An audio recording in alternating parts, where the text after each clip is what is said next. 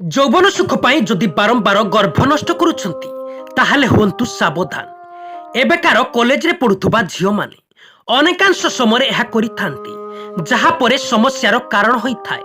ଦେଖାଦେଇଛି ନାରୀମାନେ ନିଜକୁ ଆକର୍ଷଣୀୟ ଦିଶିବା ଓ ନିଜ ଯୌବନକୁ ଚିରଯୌବନ କରି ରଖିବା ପାଇଁ ବେଳେ ବେଳେ ଭୁଲ ବାଟରେ ଚାଲି ଯାଆନ୍ତି। ଆଉ ଏଥିପାଇଁ ସେମାନେ ଅନେକ ବହୁ ସମସ୍ୟାର ସମ୍ମୁଖୀନ ହୁଅନ୍ତି।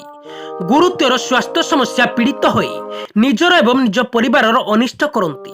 କେବେ ନିଜର ଶରୀର ନଷ୍ଟ କରନ୍ତି ତ କେବେ କେବେ ନିଜ ରକ୍ତର।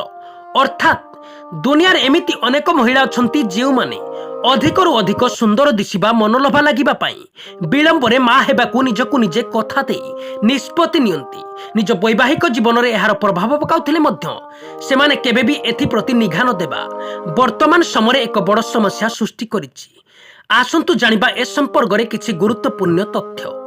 ବିବାହ ପରେ ଅନେକ ମହିଳା ନିଜ ଯୌବନ ଓ ସୌନ୍ଦର୍ଯ୍ୟକୁ ନେଇ ବେଶ ଚିନ୍ତିତ ରହିଥାନ୍ତି। ଶାଶୁ ଘରେ ନିଜ ଯତ୍ନ ନେବାଠୁ ଆରମ୍ଭ କରି କେମିତି ଆଗକୁ ମେଣ୍ଟେନ୍ କରିବେ ତାହା ସେମାନଙ୍କ ପାଇଁ ଏକ ଚ୍ୟାଲେଞ୍ଜରେ ପରିଣତ ହୋଇଥାଏ।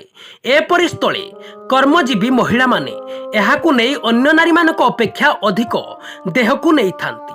ସେମାନେ ନିଜକୁ ଗୋଲମାଲ ଦେଖାଯିବା ପାଇଁ ବିଭିନ୍ନ ପ୍ରକାର ପ୍ରହସନ ସାମଗ୍ରୀ ବ୍ୟବହାର କରନ୍ତି, ମେଡିସିନ ସେବନ କରନ୍ତି, ଏପରିକି ସେକ୍ସ ମଧ୍ୟ କମ୍ କରନ୍ତି। ଯେହେତୁ ଦେହର ନିଆଁକୁ ପ୍ରଶମିତ କରିବାର ଥାଏ, ତେଣୁ ସେମାନେ ସୁରକ୍ଷା କବଚ ବ୍ୟବହାର କରନ୍ତି ନାହିଁ।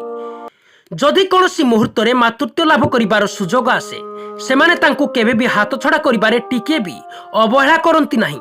ଏଥିପାଇଁ ବଜାରରେ ଉପଲବ୍ଧ ବିଭିନ୍ନ ପ୍ରକାର ମେଡିସିନ, ଡ୍ରଗ୍ସ, ସିରପ ପାନ କରିଥାନ୍ତି। ବେଳେବେଳେ ଏହା ଘାତକ ସାବ୍ୟସ୍ତ ହୋଇଥାଏ।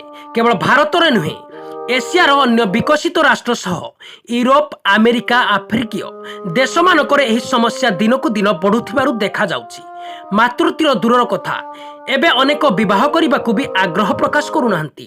ଲିଭ୍ ଇନ୍ ସଂସ୍କୃତିର ଆପଣେଇଥିବା ଅନେକ ମହିଳା ଯଦି ବି ପାର୍ଟନରଙ୍କ ଦ୍ୱାରା ମାତୃତ୍ୱ ଲାଭ କରନ୍ତି, ସେମାନେ ବି ଭ୍ରୂଣ ହତ୍ୟା କରିବାକୁ ପଛାନ୍ତି ନାହିଁ। ଏହା କେବେ ବି କରନ୍ତୁ ନାହିଁ।